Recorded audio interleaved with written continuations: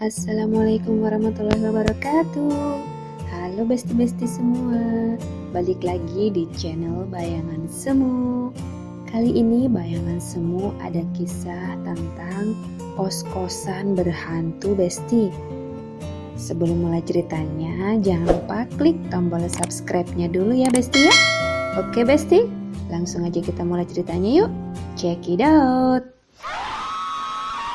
Jadi kisah ini dialami oleh sobat Bayangan Semu yang bernama Andi. Andi ini dulu pernah merantau di suatu daerah untuk kuliah. Bagi mahasiswa yang merantau, kos-kosan adalah salah satu pilihan yang tepat untuk tempat tinggal mereka.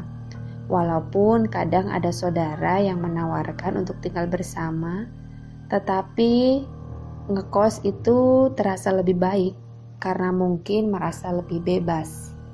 Tapi untuk mendapatkan kos-kosan yang nyaman bukanlah perkara yang mudah.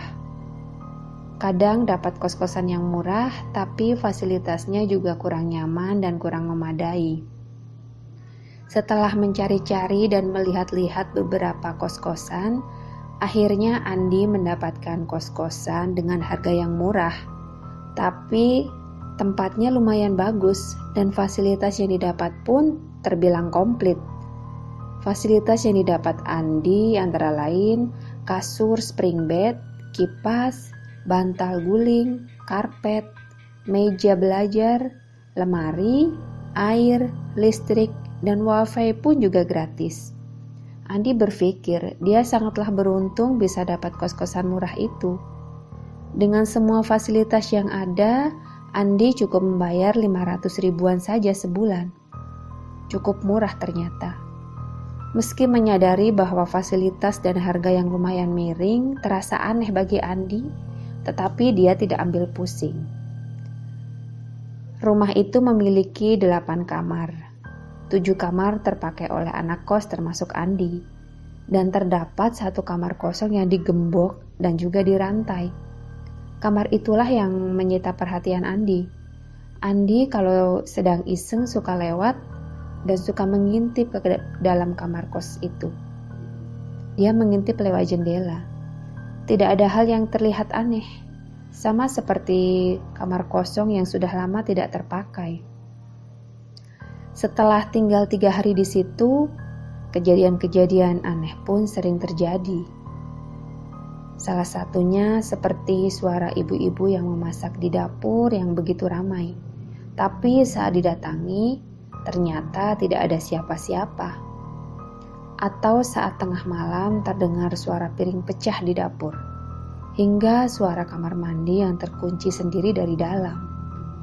Meski kerap mengalami kejadian yang aneh, namun Andi tidak terlalu mempermasalahkannya.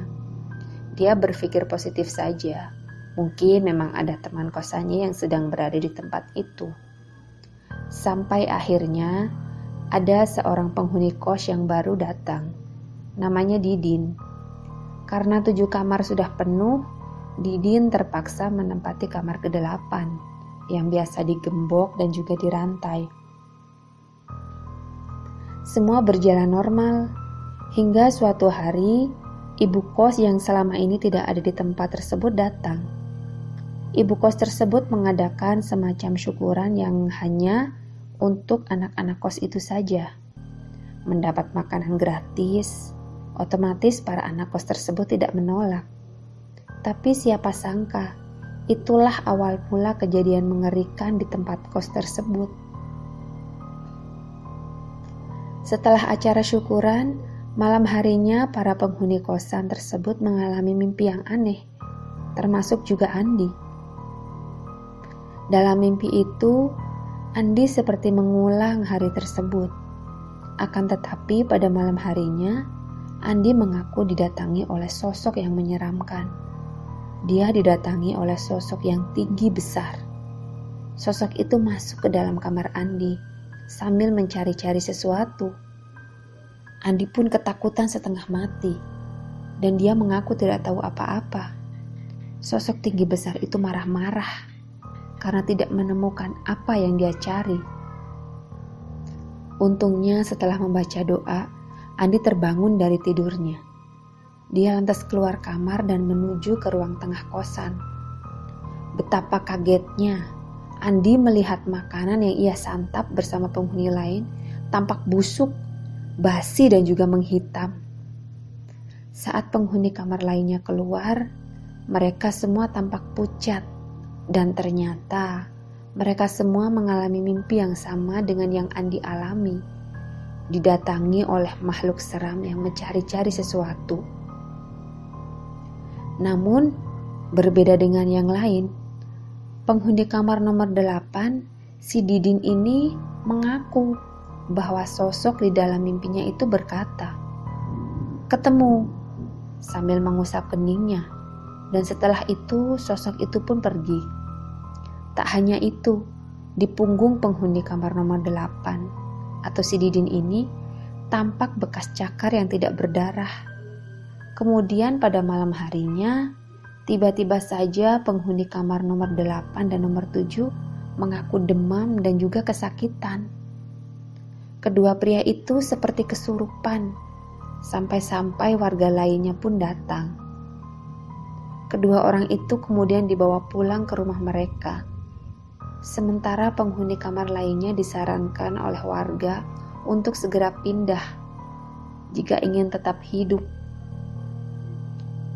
Diduga sosok menyeramkan yang datang di mimpi mereka adalah genderuwo, yang konon katanya sedang mencari tumbal yang dijanjikan oleh sang pemilik kos tersebut.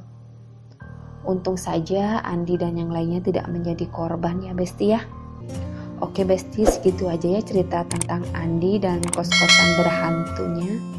Makasih ya buat kalian semua yang sudah selalu setia untuk menonton channel ini. Tunggu terus kisah-kisah menarik kita lainnya ya Besti ya. Wassalamualaikum warahmatullahi wabarakatuh.